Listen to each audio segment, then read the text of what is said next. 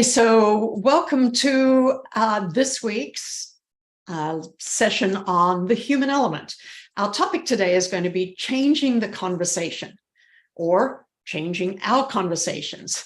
Now, we'll get into what we mean by this other than the obvious, but I'd like to just quickly take it back to a little bit about how I would describe, or how I did many times describe, the kind of quintessential work that I was involved in when I was working with international NGOs, non-governmental organizations, and the United Nations. My name is Karen Judd-Smith, and I'm here this week with Marilyn Morris, Chaplain Marilyn Morris. Hi, Karen, and everyone else. Yep. So let's dive into this. I believe we could even go back to some of our conversations that we had, although they weren't that many while I was pretty active at the UN.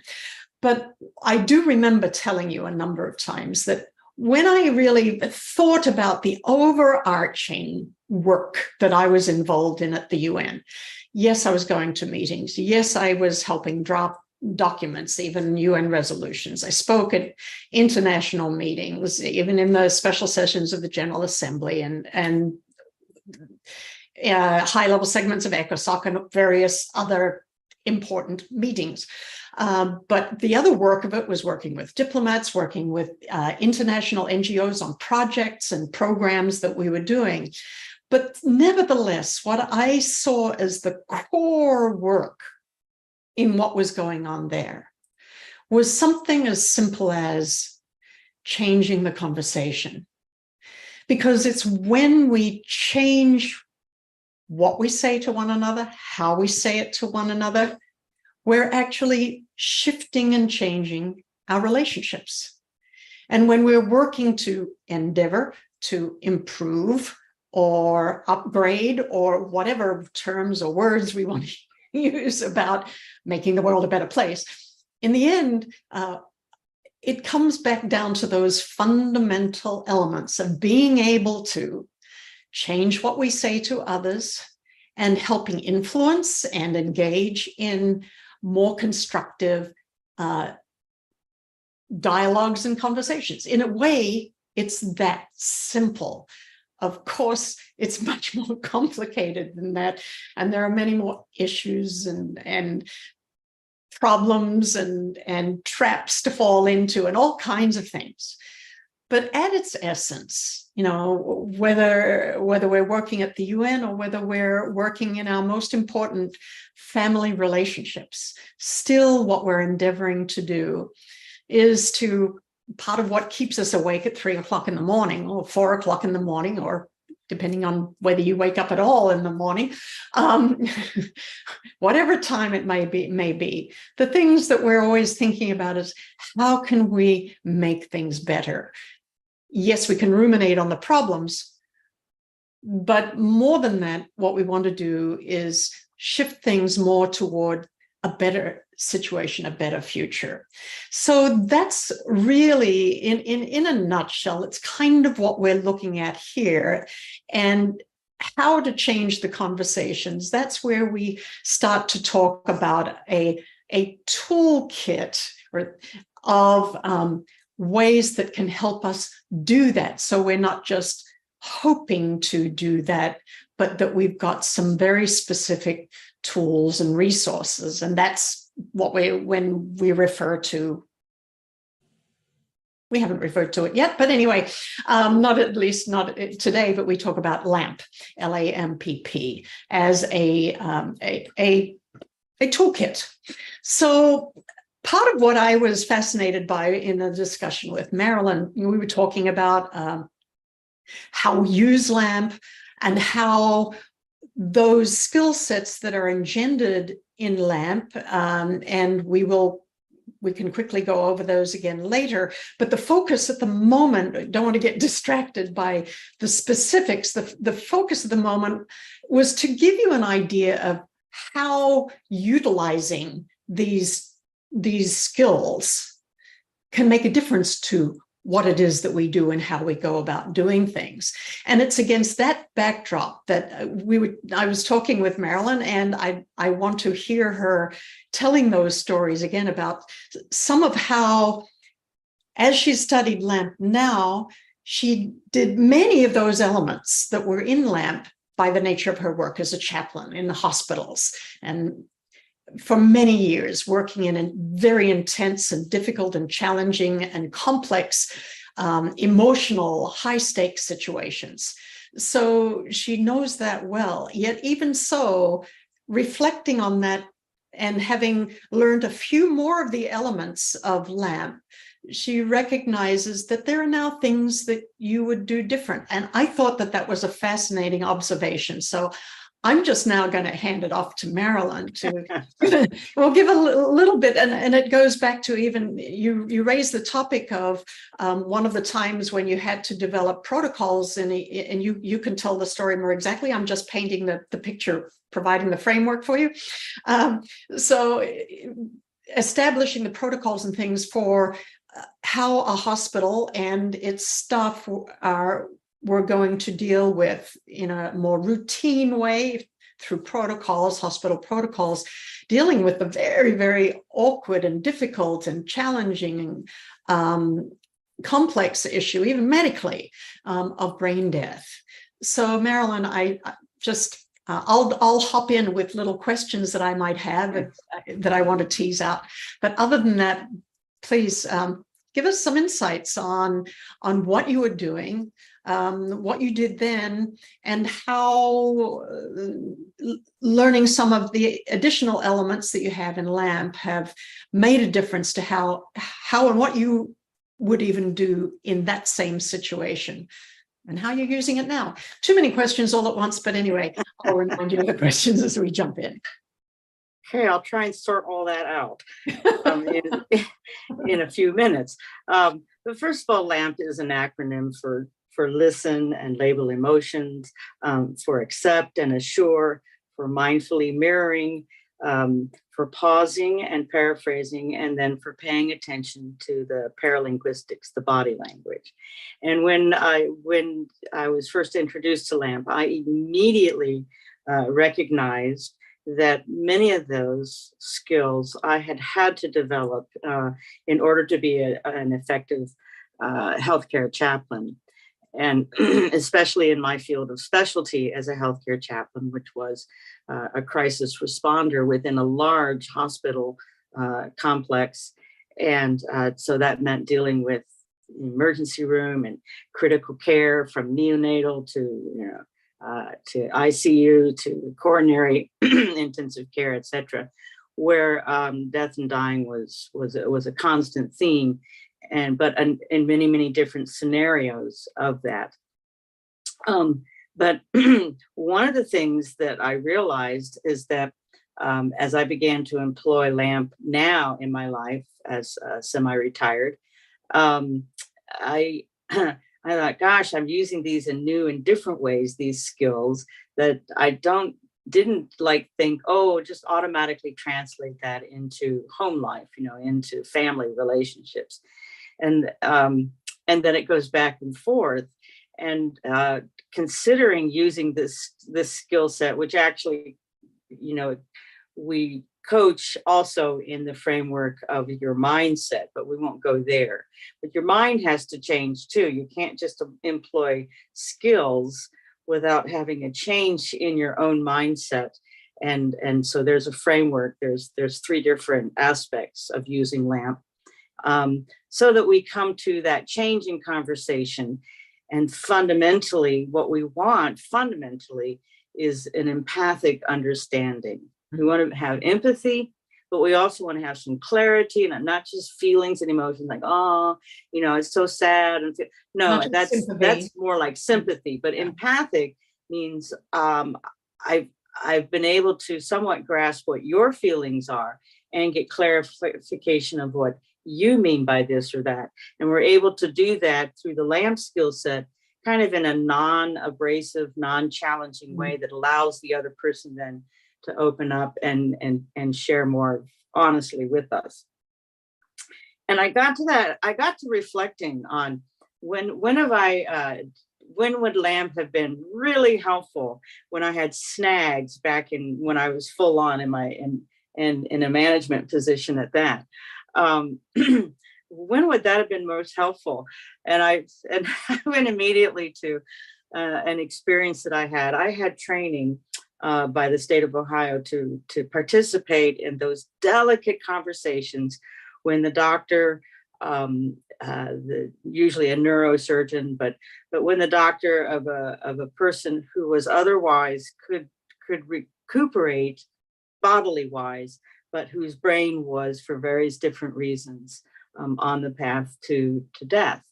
And that was called organ donation requester.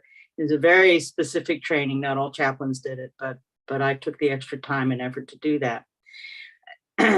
Consequently, the director of the intensive care unit that's the largest and most varied aspect of intensive care. It's not like specific like coronary or neonatal. Came to me and she said, "We need to know, the nurses and I have been discussing and talking about when that part comes, when the doctors are seeing that the brain is dying, and want to ask that delicate question then to the family, would they want to, open up the possibility of their loved one becoming an organ donor, which currently in modern medicine can only happen once brain death has occurred. But you have to get everything ready before that, because you only have moments to transition the body into being on the kind of support it needs, then to within a very few hours donate organs." I'd call that a difficult conversation. It's the most difficult and delicate dance you will ever do in conversation with people. And the doctors are not, they take some training too, but they're not, that's not their skill set. A neurosurgeon is not exactly they're usually, and you want them that way because they're digging around in your brain, right? You want them to be very analytical and so warm and fuzzy is not their skill set. And in this particular hospital complex, then the chaplain and social worker would be involved as well as the staff. But in particular, in that conversation, it was usually a trained chaplain and maybe a social worker who had the psychological components, the licensed independent healthcare social worker, and then the neurosurgeon. Well, the nurses wanted to know what they should be doing in and around that context, and they realized they hadn't had a real. So they came to me and they said, "You do these conversations, 2 or 3 times a month. We need to set up a protocol and have it in print so that we can train nurses as they come in. This is what we, the nurses, do. And this is what the social worker does. This is what the chaplain does and the neurosurgeon and all of that." And that task, for some odd, weird reason, proved to be very, very difficult. It took us 6 long sessions, 6 weeks, to put a 1-sheet protocol together. And when I reflected back on it, we finally did, and it was a good protocol. And the head nurse and I got a commendation from the vice president of the hospital for it. But getting to it was really, really hard. And Karen, when I sat and thought and reflected about it, translating LAMP into a larger domain, say a group of professionals. That's a bit larger domain, translating it to an even larger domain, such as, working at the United Nations or whatever. But as I sat back and I thought, the thing I missed at the beginning, the opportunity I had at the beginning and missed was the very first skill set of LAMP. Now, I'm a professional chaplain. Most of my hours are spent listening to family members, hearing how they feel and acknowledging how they feel. And I use all of that with different words, but that's my main. You know how to do that. I know how to listen, intently and and give back, what they need in order for them to move forward in the crisis that they're facing. And I thought, but with those nurses, after they asked me to do that, I sat for several hours and put together, different ways we might hang that protocol together. And in that first meeting, I presented all of that, all my know-how. And it was like, I got so much resistance. And the conversation became quite contentious. Well, how are we supposed to do this? And then they were talking with each other. And it just like, I thought that railroad train was just going to go from A to Z. We were just going to go and get it done in one meeting or two. And it was almost chaos. And the head nurse was like, I think she wanted to take her shoe off and bang it on the table. Stop, we need to get this done. Anyway, at one point I said, we've allotted ourselves this lunch hour and we'll come and do this again next week and we'll get some things figured out. And slowly but surely, it took us 5 or 6, lunch hours to get it all done. And we did get it done.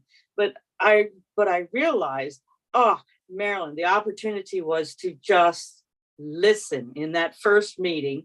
I should have come in as a blank slate and asked a few questions like, well, what is it that you want to know from me? What is it that you feel you need to do?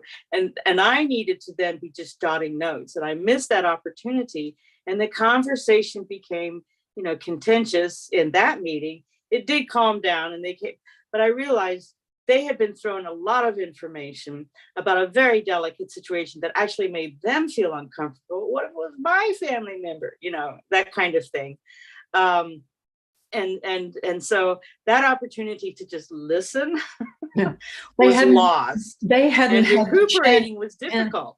They hadn't had the chance to essentially to even get their emotions, their heart, their thinking, and not just the cognitive side, but get the rest of them around this idea of dealing with this very challenging issue. And it sounds like they were still contending with the emotional disruption that they naturally do when you're first engaging something that is very difficult and you don't know about it and you don't know anything about it and you don't know anything about it. So of course one feels hesitant, concerned to just be able to switch over into, okay, so what I need to do is this, and this.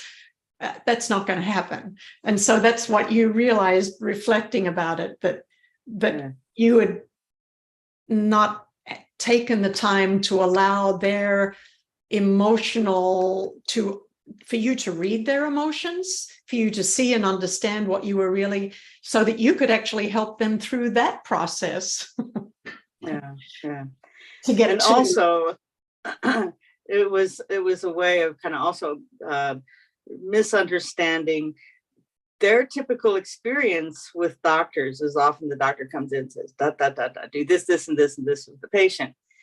Some doctors will take the time to say, what do you see, to the nurse. Now these intensive care nurses, they don't get there overnight. There's a lot of study, there's a lot of background, there's a lot of professional experience in the ICU. Right. So by my not asking, what is it that you see that you need to learn, because they know what they know and they also know what they don't know. These are very smart men and women. So by not asking that, I also just kind of, cruised right over their professional. And they're like, they know all this medical stuff. What does she know? What the chaplains know? They know how to pray or something. I don't know. So I didn't give time for that conversation to be properly set up. And it did evolve over time. I did allow that and was able to hear from them, and it kind of, we did get through it, but oh my gosh, had I just started with LAMPP. So you're saying then that, even one of the things that LAMPP can do for a person is it can save time. Yes, it would have saved us about 4 sessions. Yes. Well, this is one of the, and I've heard you call them painful paradoxes that we've talked about even is that when we feel, under a crunch, oftentimes in a business place, especially in intensive environments where the pressure is on, then time doesn't always feel like our friend. It isn't. So it simply isn't. So, we don't have enough of it. So our go-to then is to hurry up and do things. And that's the paradox, when in fact the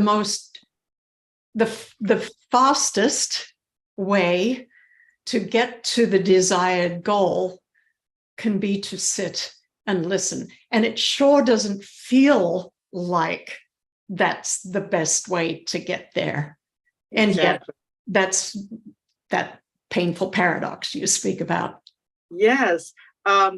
Sometimes when we're in pain in a relationship or whether, and I'll reflect back to that particular professional incident. So yes, they don't have time. I don't have time either. One chaplain per shift in a hospital that has 1,400 beds. You don't have time. That buzzer's going. I had 2 beepers back then, and they're going off all the time. So the nurses don't have time. I didn't have time. And yet, had I taken the time to find out what it was that they needed to know from me, then in between that session and the next session, I would have said, okay, given all, had I slowed myself down, allowed myself to absorb what their professional needs were, then I would have had a week or 2. I said, next time we meet, I will have a rough draft of a protocol ready for you, and we can hash that out together. And they'd have been,